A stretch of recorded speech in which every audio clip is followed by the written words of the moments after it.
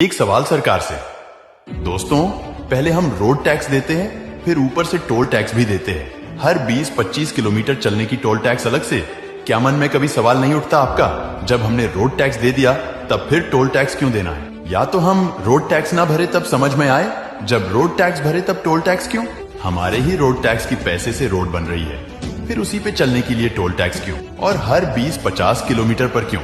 एक दिन मैंने हिसाब निकाला था, दिल्ली से कलकत्ता अगर अब गाड़ी से चले जाए तो डीजल के खर्चे से ज्यादा टोल टैक्स की खर्चे आते हैं। तो हम हिंदुस्तान की सरकार को इनकम टैक्स के रूप में, कॉर्पोरेट टैक्स के रूप में, वैल्यू एडेड टैक्स के रूप में, सेल टैक्स के रूप में, रोड टैक्स के रूप में, टोल टैक्स के रूप में, प्रॉपर्टी टैक्स के रूप में, हाउस टैक्स के रूप में, ऐसे ही 64 टाइप्स टैक्स के रूप में हर साल हम 20 लाख करोड़ दे देते हैं। 6,14,000 करोड़ केंद्र सरकार को और बचा हुए सब राज्य सरकार को 35 राज्य में। फिर भी हमारे देश में गरीबी, भूखमरी, बेकारी क्यों है?